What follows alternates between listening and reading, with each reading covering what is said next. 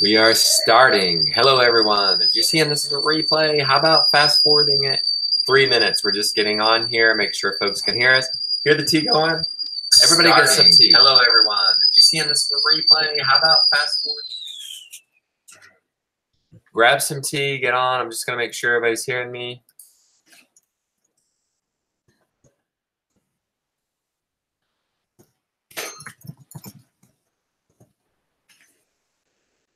Welcome, Baker's Acre Homestead. So we're going to get some new folks in here tonight because we just launched New Year's registration. So welcome, Baker's Acres Homestead. Oh, good. I hope you get some kicks and giggles tonight. We got a ton of questions. People got coffee. Chelsea, you can hear me. Are you rubbing it in? They're not rubbing it in, Becky. No, but I want coffee. We would like some coffee. It's been 35 days since we've had coffee. It had been 35 days since we had a baked chicken, y'all, and we got it tonight. We're progressing forward on the GAMS diet and had a baked chicken. We actually had company over, the Hollers, and then a guy who came today, Chris from Single Dad Homesteading, taught us gun safeties, and NRA certified gun safety instructor. We recorded that for you guys, for members, so that will be coming soon. But anyway, what was I saying? We had them out, and we served them this meal, the same thing we were eating, and everybody was happy. It wasn't like this weird thing. So we're progressing enough that we can entertain guests and eat the same thing they're eating. That's good. Folks can hear us. Don, James, Shane, Leah, Part-Time Permies. After party at Part-Time Permies, for those that you don't know, at 9 o'clock. Part-Time Permies goes live on her channel. It's an awesome show. Cindy started her teapot, Rebecca. Put her water on when she heard our tea kettle. That ought to be like the ding, the show is starting, right? The water hissing. That actually timed. We didn't mean to do that, but that was actually pretty cool. Susan, welcome. Welcome to the family, Susan. Everybody welcome Susan. And we got Jan. She's got some warm apple cider. All the cool people here. All the cool people getting their coffee, warm apple cider. A lot of new people here tonight. New people, familiar people. Chelsea. So eat 8 p.m. All right, you guys ready to go? It's 8 p.m. Let's go. Feel free to ask questions in the show notes here on the live show. We're going to try to get to them. Otherwise, I'm going to just read off the questions we submitted by email where you guys could submit your own questions. In the meantime, there's a lot of new people here. Maybe while I'm rambling off. Oh, Mike McCarty's in the house. There's a lot of new people here. So maybe introduce yourself and say where you're from. So whether you've been here since the beginning or whether you're totally new, it's already started. Iowa in the house. Wells in the UK. So yeah, it is 1 a.m. there. Good for you. Burning the midnight oil for us. So thank you, Sydney, for putting that out there. Everybody tell where you're from, and I'll get started on this. So somebody asked me what, and by the way, I'll put show notes. I haven't done it yet. Why do I always keep forgetting to do that? I'll put the show notes in the description of this video. I'll reference the show notes, and I'll leave links. So you guys don't have to scramble. So the first question was, what will you be doing differently with your sheep this year to prevent parasites? So for those that you don't know, we had a bad year with sheep. It was our first year with sheep. We got 5. 4 ended up dying of parasites. We ended up harvesting the last one. There's a lot of things we would do different. And we did a 30-minute video fresh after the sheep. And it's in the member area, and I put a link to it in the show notes to watch. It's about a 30-minute video. But to touch briefly on it, just to speak from my heart, what we would do different is, one, we would start by getting a humid hardy breed. So I believe the breed we got is hardy, but more in arid climates, like great for Dan Oman in Idaho. They may get, what does he get, 12 to 18 inches of rain maybe? I have no idea. And then So we have got our eyes on the St. Croix. Actually, we've already lined these up. Yeah. Second most, well, this would be the most important thing, is that we're going to get them from a breeder who not only does our practices, which has never fed grain, does not deworm naturally or chemically, does not deworm. So he has selectively bred. He's done all the hard work to breed the strong to where those animals don't depend on grain, don't depend on any intervention to survive and do well. What? She's coming over here with that. She's bringing these. This is our treat on the GAPS diet. This is what we call caramels, but really it's just ghee. It's frozen. It's ghee, honey, and salt. Normally that's amazing, but on the GAPS diet, every once in a while you have this die off, which means you get nauseous. And I had like flu. I was like, am I sick, Rebecca? Get to check my temperature. Basically For an hour, I thought I was dying, and I thought I was going to throw up. And I kept associating it with the peanut butter. I can eat peanut butter on GAPS, and these caramels, and now I can't eat. Oh, this makes me want to throw up. Y'all can relate. Have you ever, like, your last meal, and then somehow you got the stomach bug, and you threw up, and you can never eat that again? But you didn't throw up. I don't know, but it's the same. It's the same. Well, maybe you shouldn't eat so much peanut butter. So I look at that and I feel nauseous. I want to go gag. Okay, let's go. So the other thing is we're going to continue to move the sheep daily. That was one good thing that we did, but we're going to try not to let them graze below 4 inches. The parasites hang out 4 inches or below, and then we're going to let the area recover. We tried to get them to mow grass, so we wanted them to mow it low, and we rotated them through too quickly. Are we going to do something with the cows? Are we going to somehow figure out how to put them behind the cows? I would like to follow them behind the cows, but I don't know if that's going to help with parasites. Don't throw up on your keyboard. Shane says, don't throw up on your keyboard. Impossible to get the chunks out. Thanks. Thanks for the tip. What? You'll just have to get it, honey. Here. Jonah's out here looking for the... Oh, good. Now we're getting the throw-up stories. I can't have ginger ale because someone kept shoving it down me when I was sick as a child. Oh, bless your heart. Up, but I can't even think of drinking this stuff. Okay, good. This person had Taco Bell. Yeah, see, you can't have Taco Bell. So a long time ago when we used to eat fast food, I think it was a Wendy's pita wrap for you. That used to be your favorite, and then you would never eat that, ever. I don't think you ever touched one ever again. Chicken soup. Okay, so I'm not alone. But I do hope I get over it. This was a treat. I don't know if I'm gagging or if I'm coughing. More for me. I need to blow my nose. Can you go on to the next question? Right here. I did not see that, Jan. Did you? Are you serious? I gotta blow my nose. Oh, you gotta blow your nose. Oh, be careful. Okay. Okay. Next question. We only have 10 hens, want to raise 10 or 20 meat birds at a time. We do want to build a chickshaw soon to follow 2 future cows. Do you think we can use a chickshaw as a meat shaw to protect the sea monsters? We don't see why not, but they won't go up in the chickshaw, but they'll go underneath the chickshaw. I will say that they seem to be mean sea monsters, so I don't know if like they'll get along with laying chickens. They might ignore it. I don't know. It might be fine. I have no idea. They'll be fine with laying chickens. You think they'll be? They'll actually start acting like more. You might fool them into thinking they're a chicken, and they're going to start acting like one and running around. Okay, so in the Whidbey Island, Seattle area, we have heavy pressure from eagles and hawks. We have crows too. So the best thing is a guard goose and moving the chickens regularly. That's what we found to be. We've had a lot of hawk issues, and obviously crow. We don't have any eagles though, so I don't know.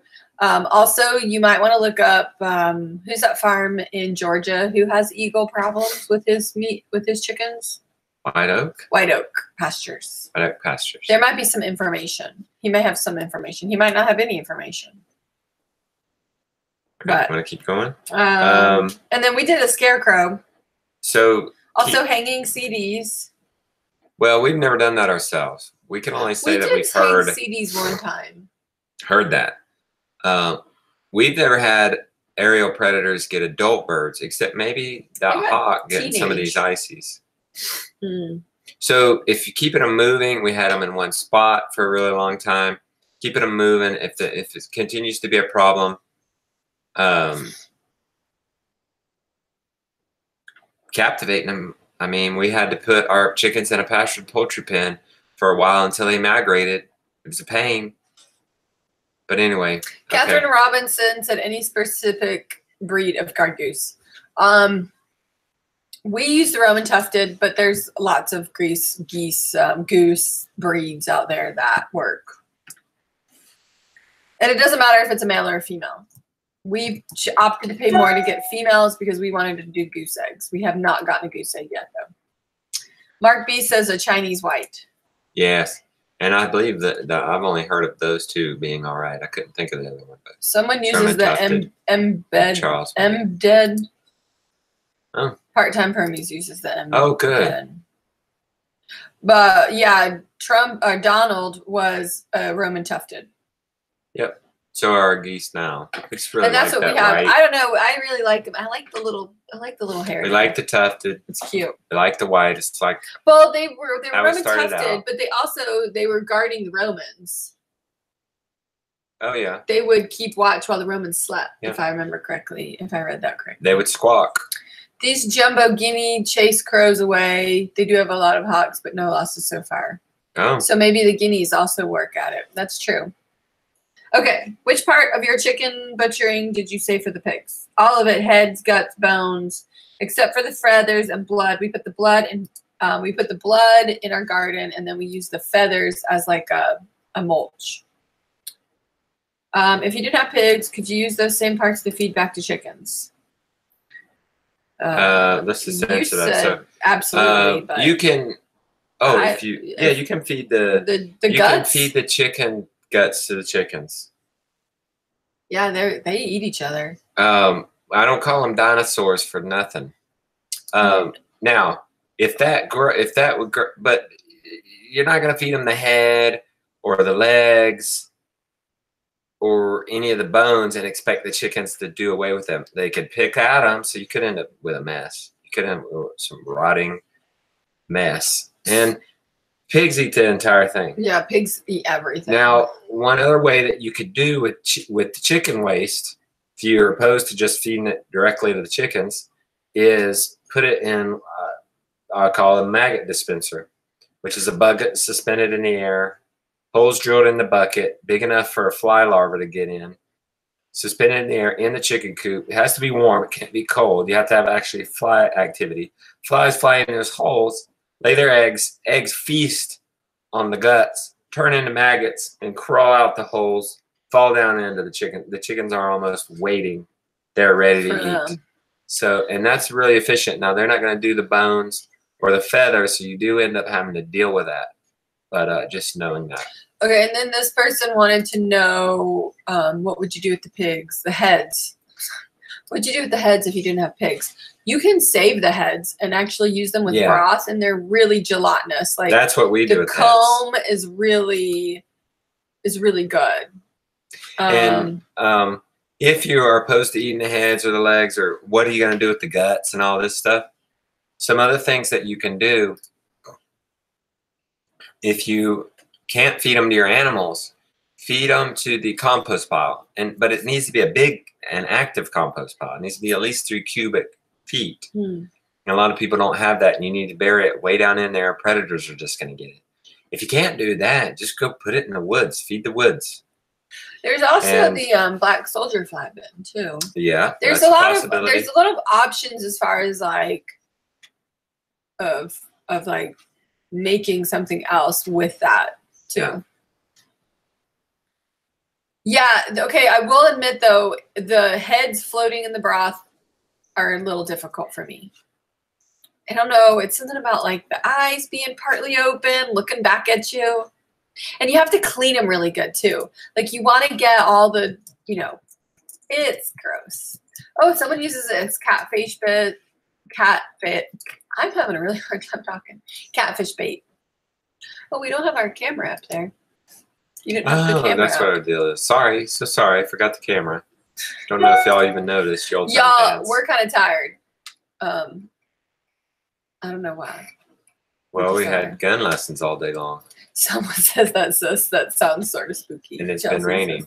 Okay, so I put the show notes. I put the show notes in the description if you guys want to reference any of this. Okay, how much of that do you give the pigs each day? Okay, so I'm not the pig master on feed. I've only had guinea hogs. I've only did it this year. But I will say, I've done something right because I raised 2 guinea hogs and I've only used about 4 bags of feed, I bet. 200 pounds of feed. Let's say that's they're $30 a piece because they're organic. That's $120, and I'm going to have 200 pounds of meat from the guinea hogs together of pork. So, oh my Lord, that's like getting 50 cents. Less than $1 a pound pork. Now, what I end up doing is I believe I end up doing, I never did measure it like every day or whatever, but I estimated about 2 to 4 pounds of food scraps each for these guinea hogs. And a lot of times we would have that up for our food scraps. When I didn't, I would go out to the freezer, and that's what we would do after the chicken butchering. We would just estimate and bag guts and the heads we didn't manage to capture, or feet. I mean, we saved the feet for stock too. So whatever it was in there. The gizzards, we didn't save the gizzards. So gizzards and guts, just getting them out of the slaughter bucket and just putting them in the bagging them in about 4-pound bags. So when the guinea hogs were younger, 1 bag would do them. Now I'm getting them 2. I probably overfed these guinea hogs. They look kind of fat to me. They look fat to you guys. Though. Rebecca likes the lard, so it's going to come in handy. So we haven't simmered it down. I did leave an article in the show notes from the American Guinea Hog Association that will give you guys some more insight on that. So 2 to 4 pounds. Yeah, I guess you can give me a good amount of honey because I'm not going to be able to do these fat bombs. Well, what's a good amount of honey? These caramels. 2. 2 teaspoons. Yeah. Oh. So, where are we going?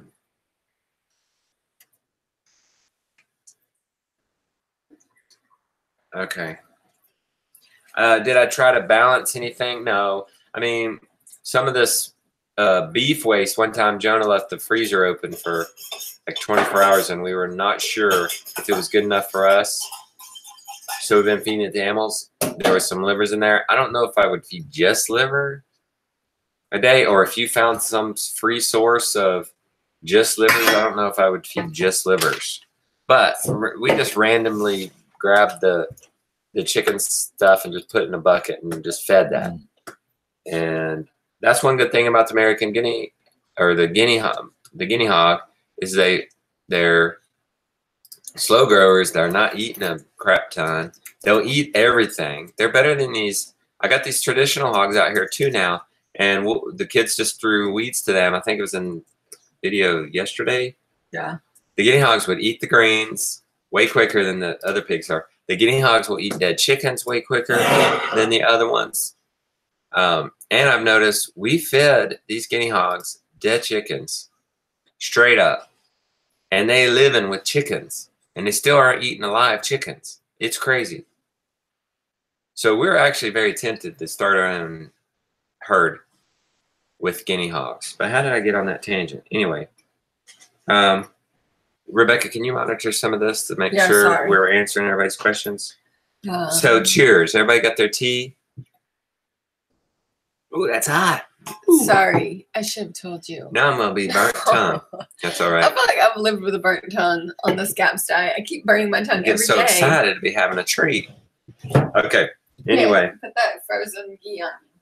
I'm gagging, burning my tongue. Sorry, y'all, especially you newbie people. You're thinking, what the heck did I sign up for? All right, it does get better than this.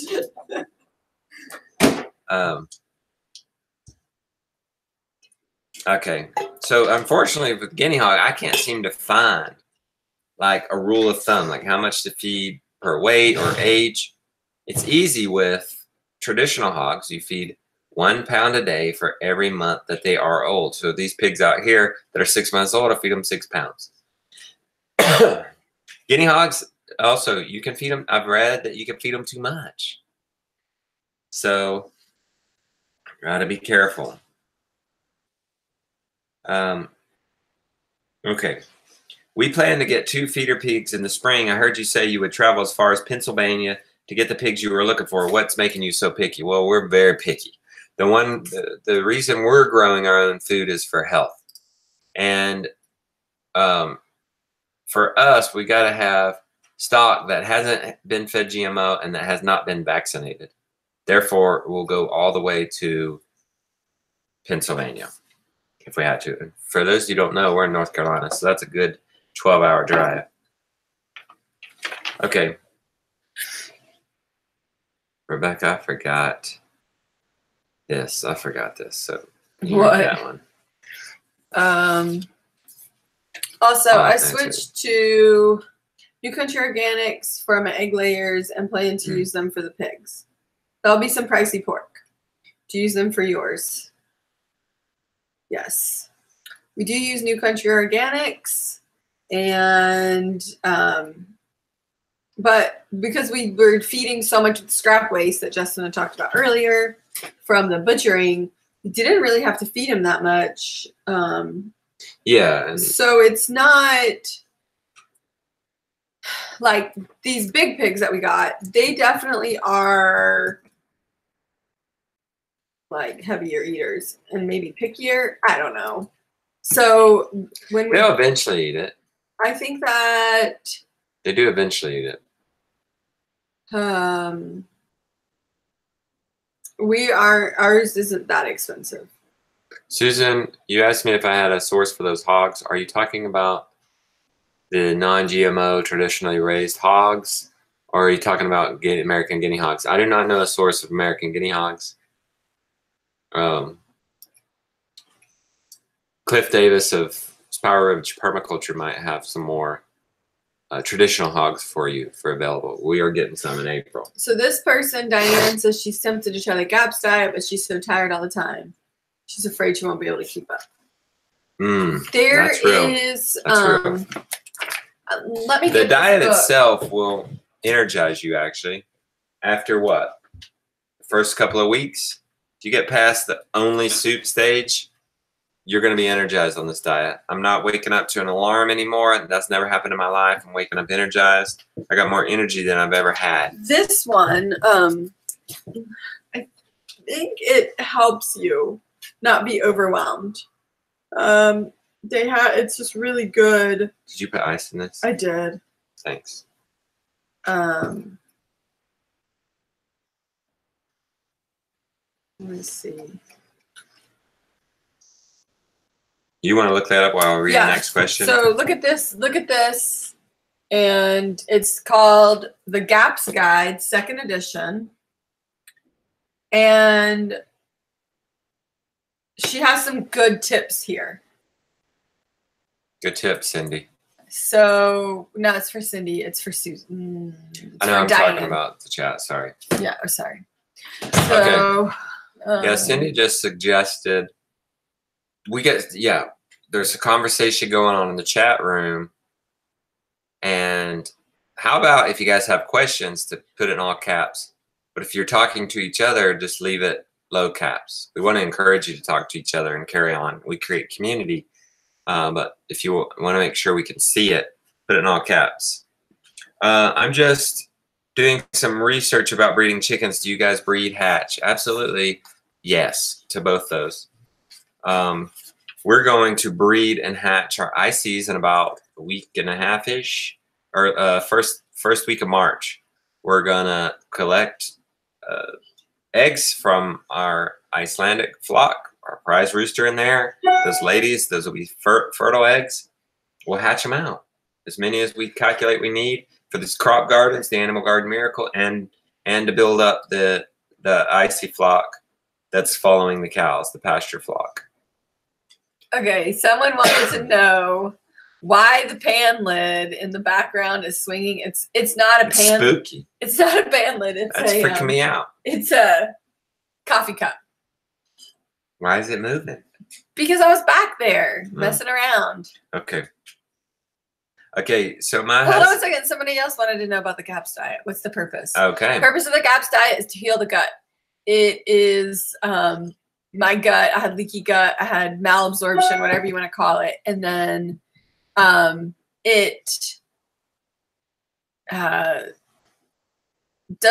gut is not healthy. And so this gives it a break. It gives digestion a break with eating all of the broth and the soups and like really already like cooked down food. My digestion doesn't have to work as hard to heal it, but it also then cleans out any bacteria that like I had bad overgrowth of bacteria as well.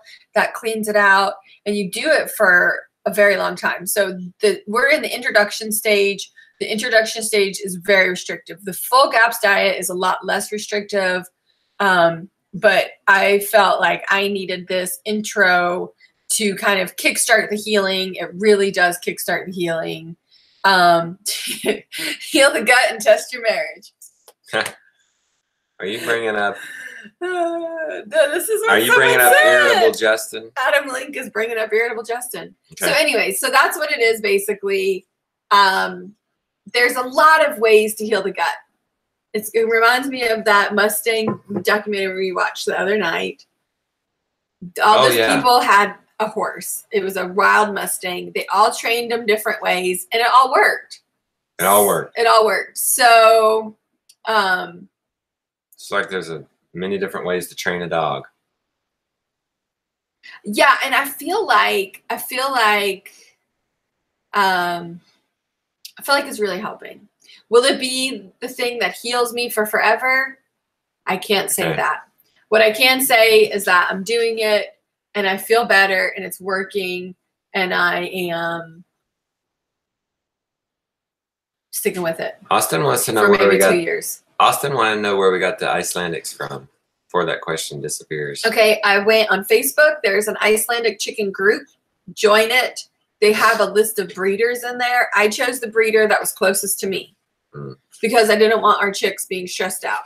So, Tina, I don't see your question. I saw that one got erased, and I wondered why, but I couldn't see what it was. So, ask it again. How many chicks per 3 square feet in a brooder? He just walked away. I'm getting the answer. Oh, he's getting it. He's getting that answer. So, okay, let me see. Let me see Tina. Let's see. Yeah, it just says that your message is retracted, Tina. I don't know why. Are you still putting questions in all caps? I wonder if it is because you put it in all caps and they flagged you or something. I don't know. Let's see. This is a good book, by the way. This was my very first chicken book. Pasture Poultry Profits. Doesn't matter if you're going to try to be a pro farmer or not. This is really good basics for getting started with meat chickens and layer chickens. So,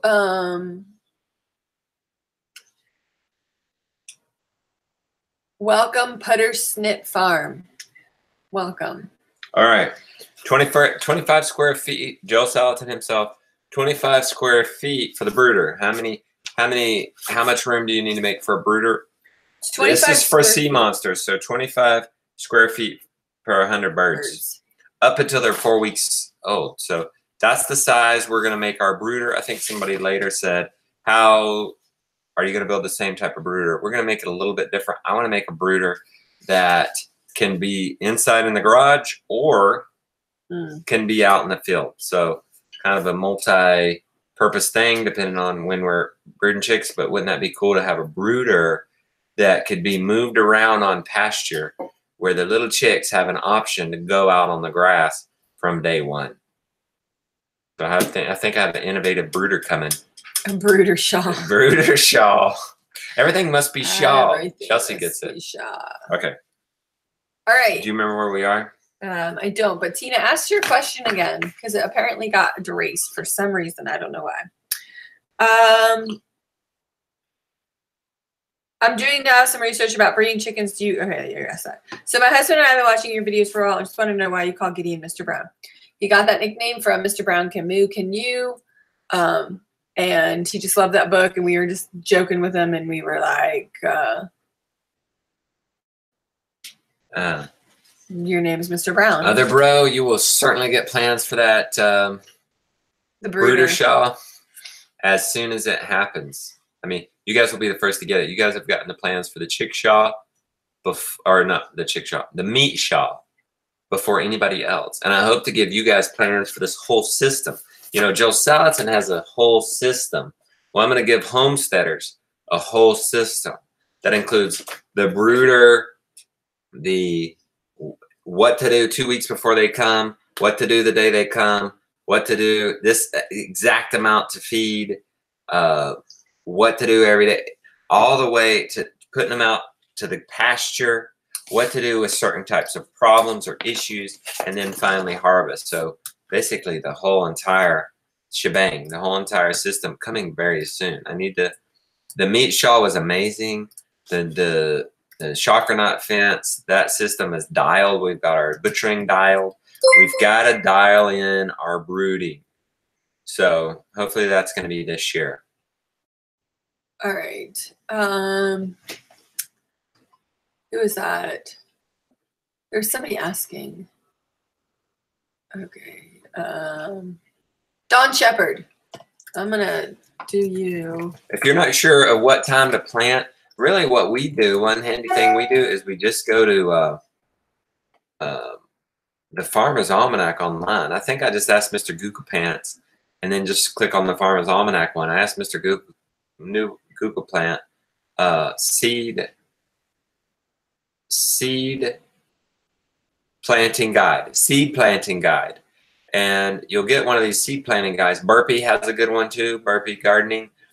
You'll type in your zip code and it'll say, it'll show in a graph when, according to your zip code, can you plant broccoli, cabbage, tomatoes, whatever. It's so handy. It takes out all the hard work for you. You just plug that in, write down these dates, and then just go and do it. Yep. All right. Okay, hold on a second. Thoughts on Barred Rock chickens? I think they're great. Let's see. They were voted the top 5 permaculture chicken when I did that survey. Barred Rock, Black Australorp, Rhode Island Reds. Here's another place. Okay, so then where's the best place to search questions before asking in live? So you get an email. You can ask questions in that. That's a Google You get a Member Doc. Monday email. Yeah. It'll say premium members in brackets. And in there it'll have a form, and we get these questions beforehand. And then you can ask in live. It's no big deal. It's not like we're swamped or anything. Okay, then somebody wanted any suggestions for a hatchery. Unfortunately, I've not been able to find a non-GMO if you want sea monsters. There is a non-GMO if you want Freedom Rangers. Well, let's get this straight. The chicken itself is not GMO. They haven't figured out how to genetically modify a chicken yet, so that's good news. What we're talking about is they're feeding their breeding stock. Yeah. Non-GMO. Right. So what I'm going to do is just find a hatchery that's closest to me. So my chickens don't have to go very far. That's it. That's what I would do. That's good. If I would just like to try to figure out what is the closest hatchery. Okay. You know where we are on this. Sorry. Oh, right there, I guess.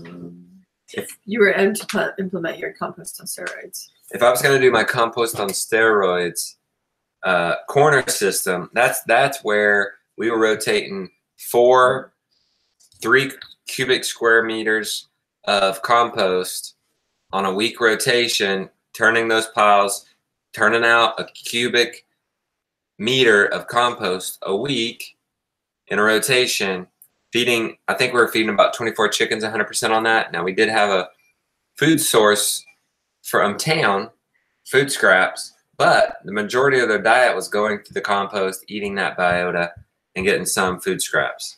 So anyway, what's the smallest size you would do that for? You need 3 square meters or 3 square feet per chicken. Diane, we are going to start hatching our own chicks for the Icelandic to replace our layers. And then Andrea wanted to know about how do we get our chickens to lay eggs all winter. How we've been doing it is we have like our old ladies, but then we get new breeding stock in the spring. So then they grow up and then they start laying in the fall, and then they lay all fall, winter until the next fall. But by that time we have another group of chicks that have come up.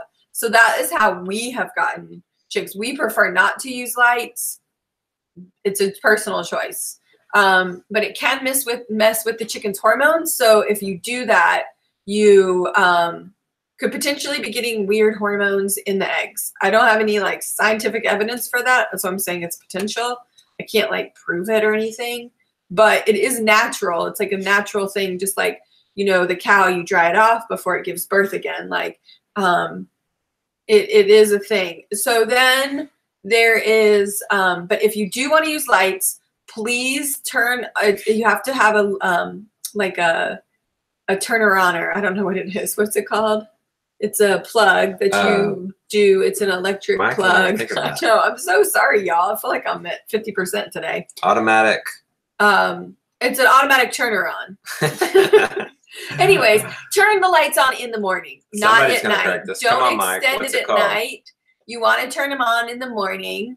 So the light will turn on at what, like 3 or 4 a.m. Yeah. And then it will be on, and then it will get dark in the evening so that because chickens can't see real good in the dark. So they need to, is a switch, a timer. There you go. So you, they need like for dusk and night to fall on its regular schedule, because if the light just turns off, it's like super bright and then it's super dark. They're not on their roosts and they don't like get it. But if the light just turns on in the morning, it's easier for them. But Cindy is saying that it does shorten the laying and life. Listen, by supplementing. There's some lights. ideas that in nature there's a season for everything. Now our egg production drops dramatically. We're getting like half a dozen eggs out of 40 chickens, or maybe 50, right? And now we're getting like 30 eggs a day versus 6. We just ate less eggs, and that's probably better for the human body, I would say. I feel like it is. Nature gives us things by seasons. Well, you eat seasonally, and, well, technically we're supposed to eat seasonally. We don't, but we're supposed to. So it just kind of like, it flows. It flows to eat less eggs. I don't know. For us, it does. So, okay, this may be late for this week, but can you feed kelp supplements to pigs? You've heard that that's bad. Well, we actually, our sheep lady told us that maybe when our traditional pigs came, our most recent pigs, they eat like 13 pounds a day one day. That was crazy. And we said enough's enough. And she pointed out that maybe they're missing minerals. They're certain mineral deficient. Well, we cut them back to 6 pounds a day. Anyway, we are adding skim milk to it. But we did put kelp and salt out there. We didn't sprinkle it on their food. I'm not a real big advocate about that unless I know exactly what I'm doing. Otherwise, I put it out there as free choice. They didn't eat it for 2 days.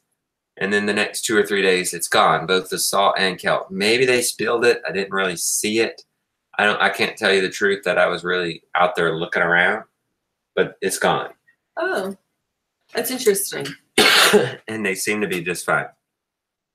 I think free choice, they're smart enough to know what they can and cannot eat. Okay. Someone wanted to know if sea monsters lay eggs. Why? I don't know. Because you really shouldn't let them live that long. Let's not let them live to find out. It's just torture. Freedom Rangers do lay eggs. Their meat grows faster than their bones. And I believe they're just torture. You push in 8 weeks. Medicated feed for chickens under 8 weeks or no? No, you don't have to do medicated feed. I think the medicated feed comes from the conventional farming idea where absolutely they need medical feed to survive, because think about it, these chickens are confined. Forget 3 square feet, forget sunshine, forget natural light, y'all. The backyard chicken keeper, the chickens are outside, they get fresh air, they get sunlight, they get scraps, they get exercise, they get the wind, fresh air. They don't need it. We've never used it, and we've never had a problem. And I've never heard of anybody having a problem not using medicated feed. Someone wanted to know, I haven't planted apple trees to make your own ABC. It's super easy. So we have planted apple trees. They died. We planted them in a totally wrong place. We planted them wrongly. That was like 8 years ago. Basically then what happened is we were trying to figure out what we were going to do and figuring out land and all of these things. So really and then we kind of did the tour because we didn't know if we wanted to stay here long term. So then it was like, that's why we didn't plant any like fruit trees and stuff before we left, because we didn't know if we were actually coming back here. So that's kind of why we haven't. Justin has his granny has an old apple orchard that we can go pick apples at if we want. And I was planning on doing it this fall, but time just got away from me. And then I had all those health problems. So that's why we didn't do it, but it's on we actually want to go and graft off of some of his granny's trees. She has really old heirloom varieties, like really old. Like I've searched for them to find new trees and haven't been able to find them. So we would like to graft off of her old trees because she has one, it's called the Bellflower apple. It's amazing. It's such a good applesauce apple. So good. It's like amazing. Anyways. Are you going to start a food for us? Cindy says, yes, absolutely. One thing I think that's happened to us, and I think we're living what we preach, is when you see what we've done in the last year, we have 5 freezers full of meat now. Yeah. We are meat eaters. So that's what we're focused on and growing. I mean, I haven't had a fruit in 35 days and I'm doing okay. I'm not saying that's sustainable, and it's not sustainable. Yeah. You build up on this GAPS diet and you end up bringing back fruit. But for 2 years, only 15% of our diet is going to actually be fruit. Yeah. Where most of it's going to be meat and vegetables. I was watching some of the American Farm Tour when I was going through prepping it for Amazon, and I saw Paul Gauchi's place again, and the guy, what's the guy's name that's out there living with him now? Back to Eden, growing back to Eden on Instagram. On Instagram, he's been out there with Casey Ostwich lately, and Paul and Growing Back to Eden are thinking about one thing that I saw at Paul Gauchi's place, the Back to Eden guy, is vegetables were planted all around the apple trees. Yeah, because of his harsh pruning. Yeah, and he grew potatoes right underneath the trees. So why not that? You know, we're talking about this Animal Garden Miracle. I'm thinking about doing some experiment and some planting trees out there in that Animal Garden Miracle, because technically we do not need 10,800 square feet of gardening. No. That's like 70. If we max that out, that's over $70,000 worth of produce. We don't eat that much, nor do we need that much work. We just need a couple of strips for annual produce every 2 weeks. That's the rotation there. 2-4 strips. That still leaves half the area that technically could be in trees. They would have to be protected early on. Maybe that's some of the hesitation, but that might be interesting. But it's in the frost pocket, and I have to think about what will thrive well in the frost pocket. Technically, you're supposed to be putting apple trees generally above the frost 50 line. feet above the bottom of the valley to be above the frost line. So there's some things I need to think about. And we've just putting our priority on meat. And now that we're starting to get that satisfaction, we've gone from survival to what is it? To thriving. What was the steps? Survival. Stability. Here's the steps of success. It goes from survival to stability. We're certainly stable now on our homestead. We're getting 3 to 4 gallons of milk a day. We've got 5 freezers full of meat. We're getting 30 eggs a day. Oh my gosh.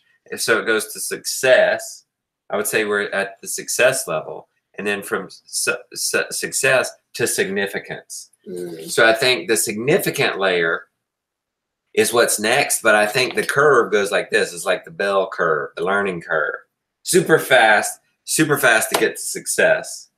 You get out of survival mode. We were certainly in survivor mode this time last year. What do we have? 6 chickens at this point? 3 chickens? No, I think we had gotten those other And we chickens. had just started getting a family cow because we knew cows. But now, you know, real quick, last year we jumped into sheep. We jumped into pigs. We jumped into cats, dogs, the fall garden, all that stuff. And so now we're ready to move in significance. But that's not going to be as fast. Yeah. So in 10 years, maybe there's some trees out there in the animal. Maybe trees are incorporated in the Animal Garden Miracle. And yes, eventually I would like to get it that way to where it is more permanent culture, more variety, more diversity. And I don't necessarily have to think in the lines of just straight up market gardens type thing. Right now I'm blending market gardening with the animals doing the work, which is special and new and is my own system. But I think we can take it even further, and we're going to see how that's going to go. But it takes a lot of thinking. It's more experiment for me, probably. Yeah. Okay, so someone wanted to know our thoughts on permaculture guilds. I think that we're going to do that eventually. Exactly. I think that that's something that we want to do. Well, we tried ducks. We've had ducks. The ducks that Art and Bree have, the buff ducks, we gave them to them.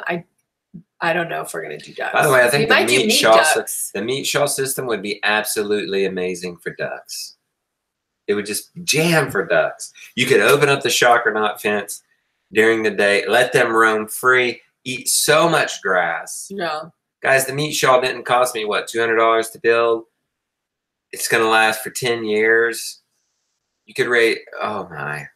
I get excited when I think about the possibilities of ducks under the meat shawl.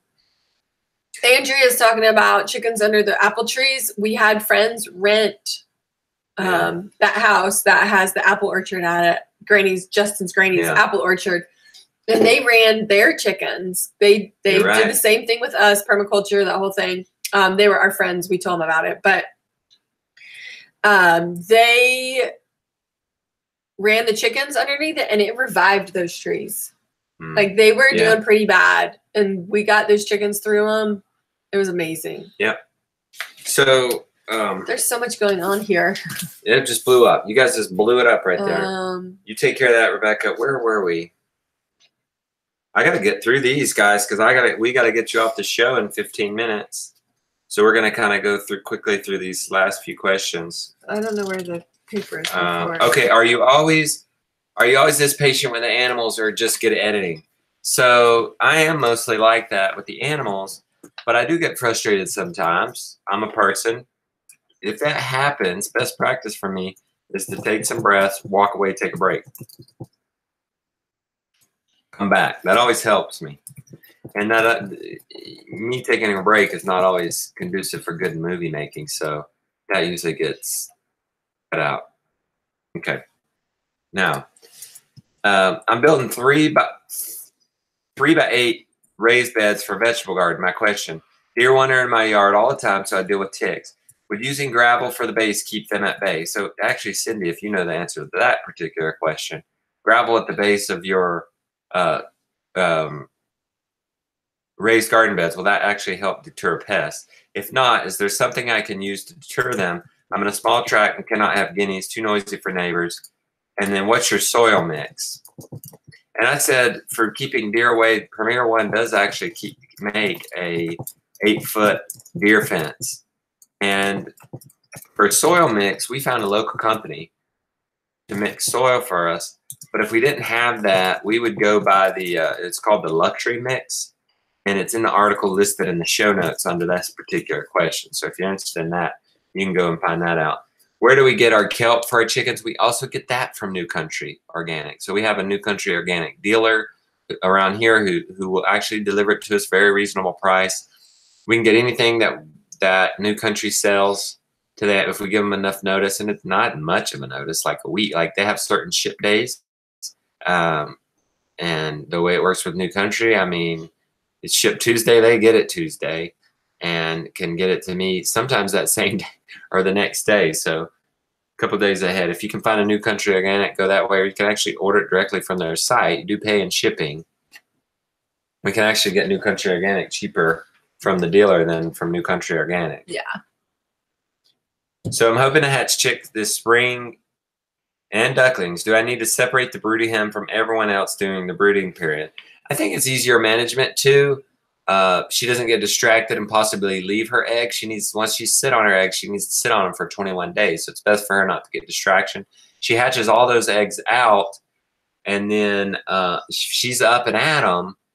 You can put them back in them with the main flock, just if you can keep those little chicks in. See, we didn't always have Premier One shocker knots where they have the thin mesh where you could keep chickens in. I'm excited about that this year with our chicks. We're going to be able to get them out earlier. Before, when we didn't have that fence, because the little chicks would get out of the fence, Mom couldn't protect them, and so they would die. They would get killed. They'd get run over by cars. Awesome. We had this. We did a poultry pen, which is like it's the Joel Salatin style poultry pen, and we put that'd be kind of like a maternity ward.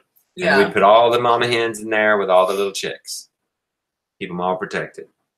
You can see some of that in our old vlogs. I'm kind of stealing the show, but I'm just speeding through it. If you want to pipe in any way you want.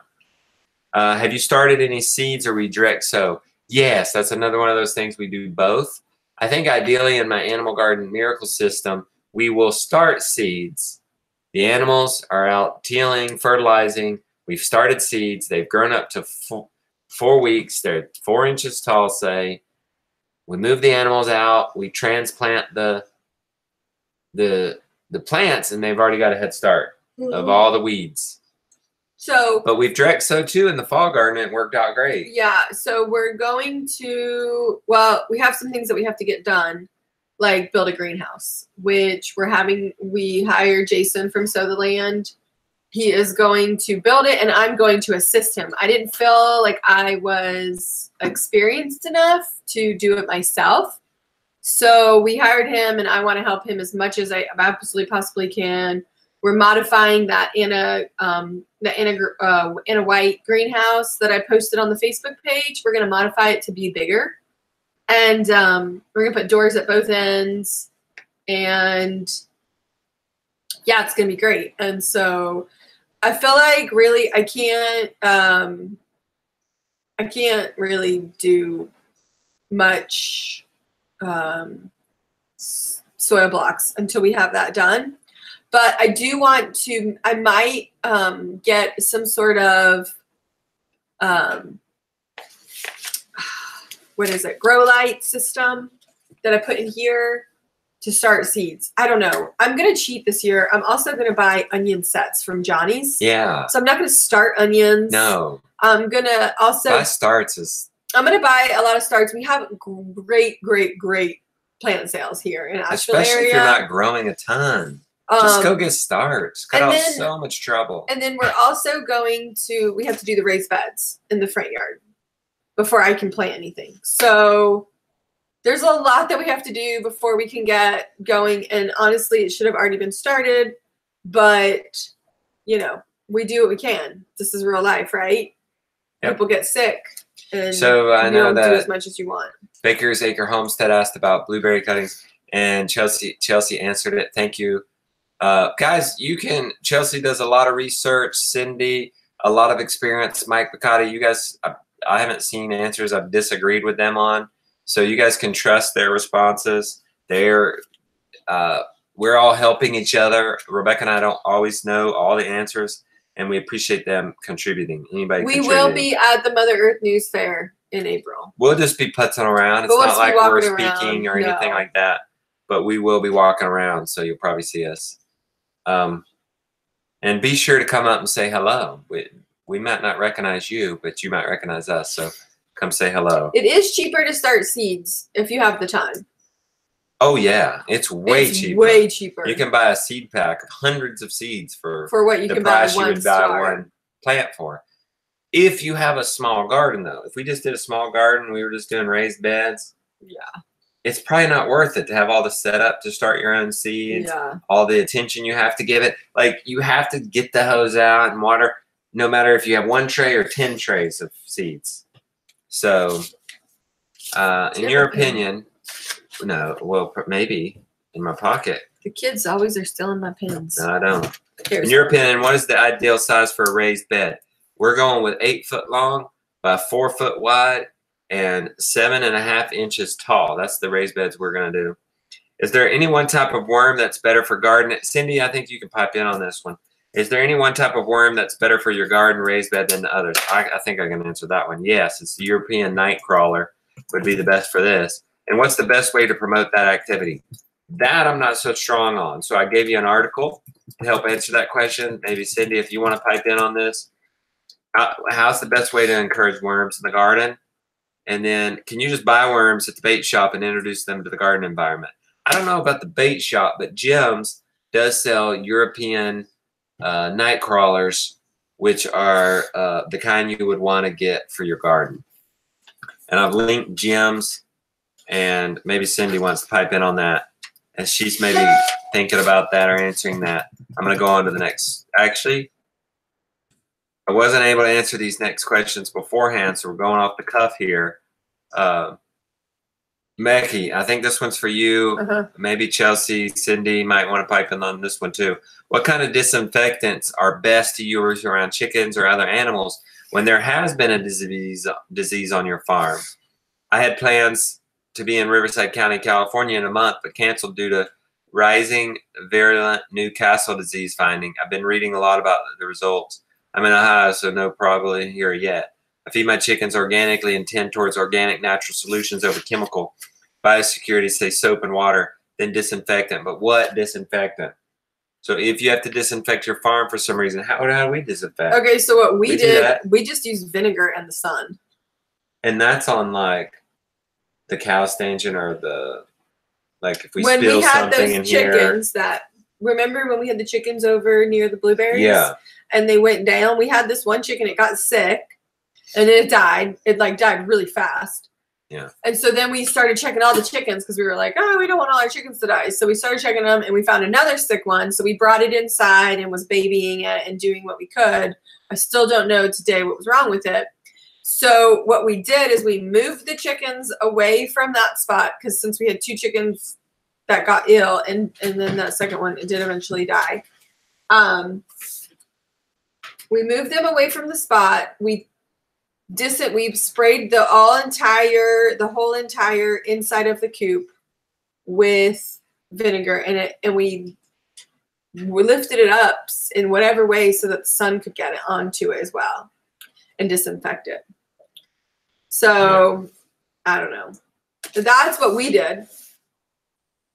Yeah, we got a good worm discussion going on for those in the chat. You might want to check that out.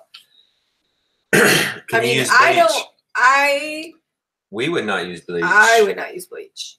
I don't even have any bleach. And I think part of their question was like, should I use, they're reading like diluted 1 to 10 bleach, but we don't. I mean, it's personal choice. I just use straight vinegar. I just use straight vinegar. I don't dilute it at all. I just use straight vinegar.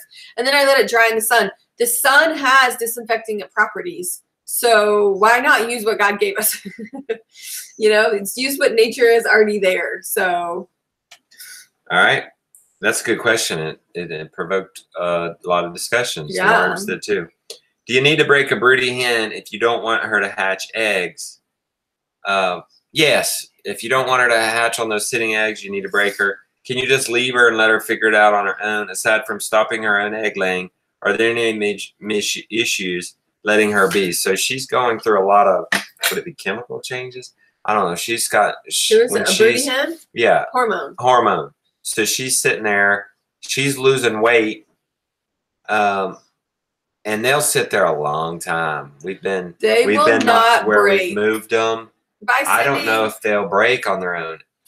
Cindy's going to do her 9 o'clock show, guys. We got to get off soon, so be sure to check out part Cindy's show at 9 o'clock for the after party at Part Time Permies on YouTube, live, open for anyone.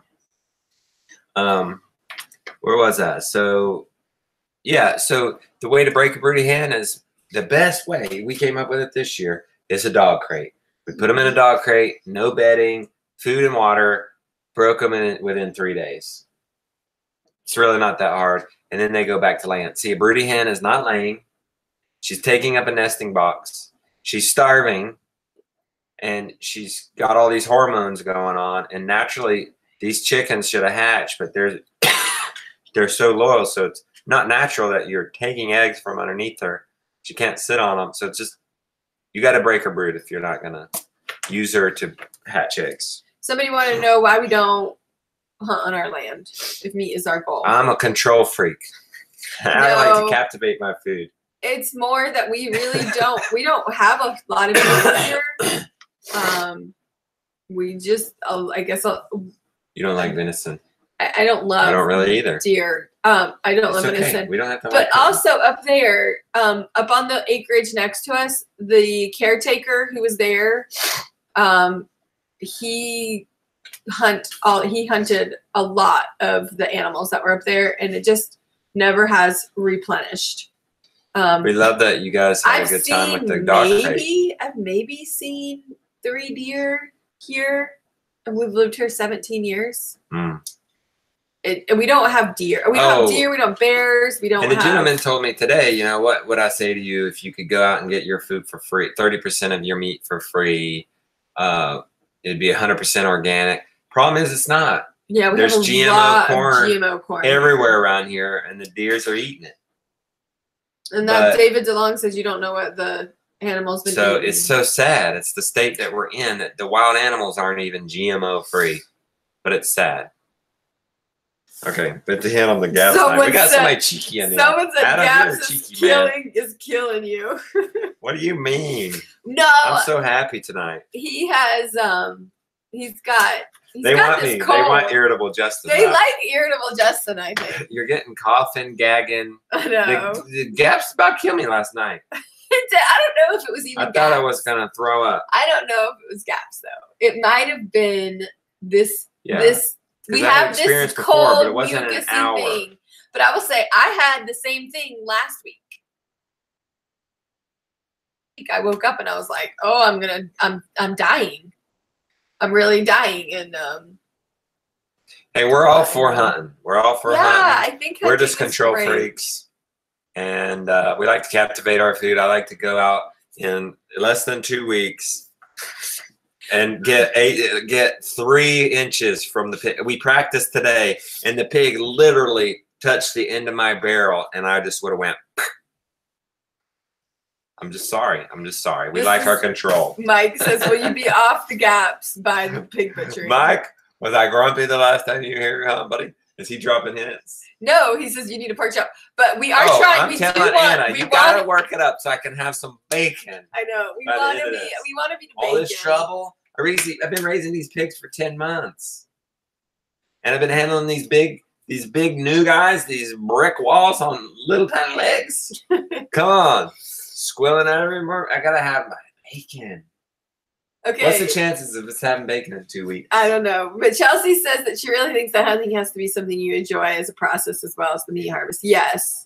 And I'm okay with not wanting to go hunting. Now, my boys want to go hunting. I'm going to try to support that. We're going to have to send them on a trip to Randy Climate's or something. Yeah. The boys want to hunt. We're going to have to send them on a hunting trip. I will totally say, support too, it, get behind even them. to hunt on our land, we have to get a hunting license. It's a little bit ridiculous. Let's answer these. I feel like it's our land. We should be able to hunt on it. If we got to get these. Okay. So we're not. Are you using the same design for the brooder this year or changing it up? We already talked about that. Okay. We are changing it up. Do you find homeschooling and homesteading go hand in hand? 100% yes. They are learning. They're working hard. They're getting life experience. It's amazing. It hit me the other day. It hit me the other day. I know. It hit me the other day when I was watching the video. And what had Joan and I just did together? Oh, we had milked 4 gallons of milk. And Jonah was standing right there. It made the vlog. And I was standing on this other side of the counter. and we gave each other high five. What other lifestyle affords that? What other activity can you do as a family where an 11-year-old can be just as involved as the 40-year-old, and they can work together in their own capacities and either be successful or or fail. And then when they fail, they put their minds together to come up with the solutions. You see it all the time in the vlogs.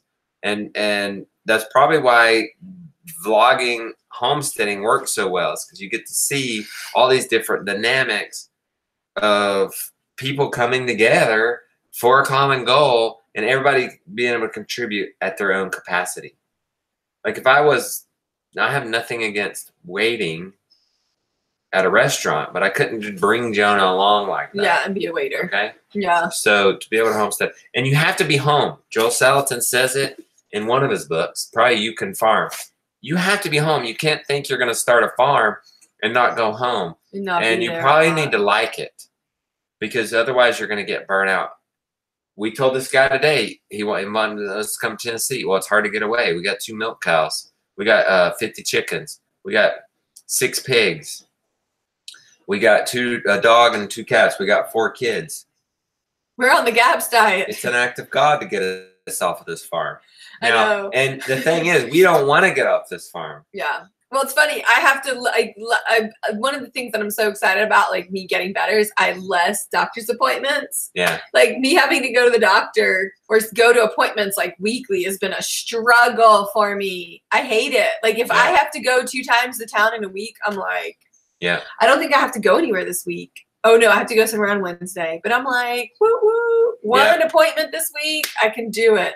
Yeah, Chelsea Hartwick says she unschools and is perfect for homestead. That's great because your kids are getting their education. They're able to explore what they're interested in. They teach themselves. On the homestead, they can, if a child can learn how to work and learn how to learn, they can do those 2 things. They're going to go anywhere they want in life, especially now with the day of the internet where you can find and learn anything you want. Add that to the ability to work and solve problems and the ability to teach yourself. A child can do anything they want. So I am changing up the, okay. What are you planning to plant your raised boxes this year? So Rebecca, you're just going to plant. We're going to plant every couple of weeks. We're going to look at what we want. We're going to plant the easier stuff in the raised boxes. We're not going to raise pumpkins out there. I might raise one pumpkin. Okay, 1 pumpkin. But essentially, that's not the kind of stuff you grow in a raised bed. So like you have 10,000 square feet of crop garden. So out here, I want to do like herbs and flowers and vegetables all together. Yeah. I want it to be like this really amazing, beautiful.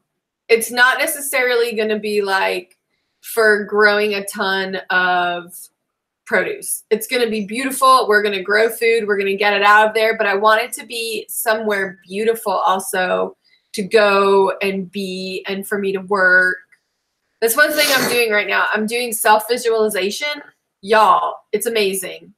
I'm visualizing myself in the garden, working hard in the sun, feeling good, being healed. That's my visualization. And that's what's going to happen this summer. So yeah, I'm excited.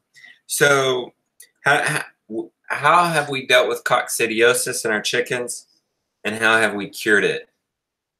Didn't we have it one time? The chickens, actually, when we tested them last year. We tested manure one time, and somebody came up with it. We didn't do nothing. We did the herbal treatment. That's right. We never really. We like resilient animals, and those chickens overcame. And what could you do? What would you do if you had a bad case and they were dying? Ours weren't dying; they were doing just fine. No, but I would go for the. I would do the Molly's herbs. Yeah. So what you need Land of Havilah. It's Land of Havilah. I would get a fecal. What you call it on them? See what's going on. Do some herbal treatments, and then. We were shocked when it came back with coccidiosis. I know, we were like, whoa. Nobody ever gave the chicken the memo. So anyways, we would just do that and then do another fecal and see if it worked. And if it didn't, Yeah. then do something else. Yeah.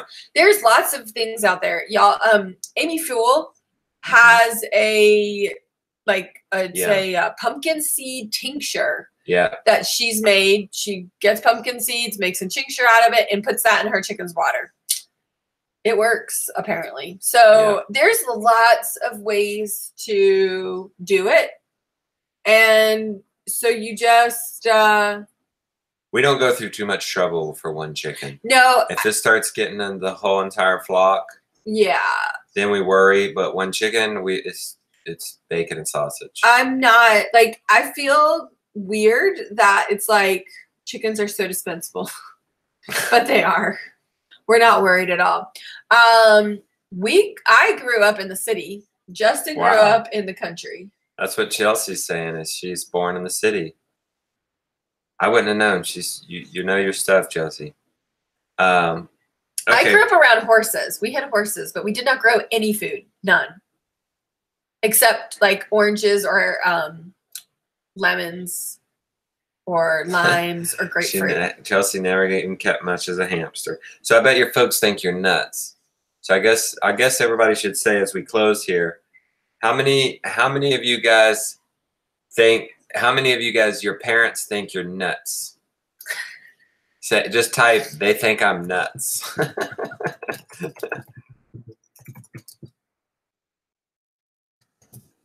Well, they absolutely think I'm nuts. Oh boy, the comments are lighting up, Rebecca. I know, because everybody thinks they're nuts. Everybody. Mike's parents think he's nuts. Farming for the first time. You're not alone there, guys. Everybody thinks they're nuts. Oh, good. Adam, you sent off your A2A2 test. Good for you. We are nuts. Yeah, that's right. You are nuts. Embrace Tom it, buddy. says, nope, they like the fresh veggies. Oh, I will say this, that my parents They have don't think you're nuts definitely anymore. come around. Yeah. Because why? They like the fresh food. Like we had our cultured cream. So it was our cultured cream that we cultured. And it was super thick. My parents came over for lunch today. We had chili. I got out the cultured cream. And my mom's like, this is from your cow? Oh, that's really good. Yeah. She was excited. So so she's loving it now. They love the fresh milk. They love eggs. Mm-hmm. we got 2 more questions. I want to make sure we get it because they asked them beforehand. Why don't you do ducks anymore? I think it's really because you don't like duck. You don't I like would to maybe eat like duck. a meat duck. I don't like duck eggs. Well, we wouldn't do them duck eggs. We would do meat ducks. Maybe we should try it, but I don't know if it's this year, guys. We already started too much with the raised beds, with the 10,000 square foot animal garden With miracle, the new greenhouse. with sheep coming in August, with the we're going to try with to my do a health cat just tunnel. becoming better. That's too much. We'll have another calf too from Aunt Phyllis. Hey Diane, the bus is still for sale. This lady wants to get it. Those people backed out on the bus. The people that were gonna get it, but then they decided not to. They told us they were gonna buy it, and then they told us they didn't want to buy it. Anyway, I heard you could add coffee grounds to the compost, and I've been doing that, but now I'm second guessing it. We drink a pot of coffee every day. That's a lot of grounds to be composting daily. Could caffeine from the coffee grounds have a negative impact on the garden? I haven't heard of caffeine having a negative impact on the garden. You may have too much. It's too acidic, right? Of that material versus the other material. Well, here's the thing. If it's organic matter and if it's coffee ground, it's going to eventually compost. Yeah.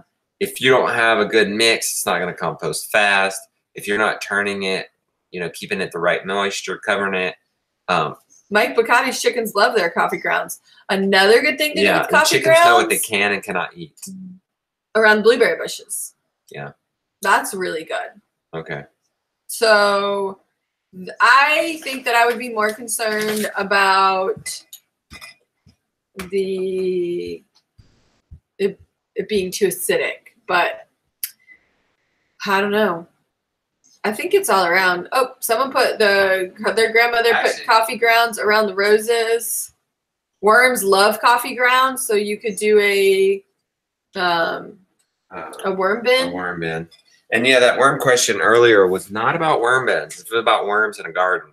So just a note, if anybody was confused, it's a totally different thing to be doing a worm bin. It's red wrigglers. It's not. I want to do a worm bin that actually works. We've killed worms like so 3 or 4 times because we keep forgetting about it, neglecting it. Biopod folks recommend coffee grounds is substrate in the Black Soldier Fly bin. So there you go. All right, guys, we've gone past our time. Do check out Part-Time Parmi's show. She would have an insight on coffee grounds, but it seems like we had a great insight from the community here. So we thank you guys. We hope you have a great night. Yes. Thanks for putting up with nauseous Justin. And we will talk to you guys later. Thank you so much. Thank you guys for your membership. You make all this possible. We're changing the world together. We're making it a better place. Starting right outside our doors. Yes. All right. Have a Bye, good night. guys.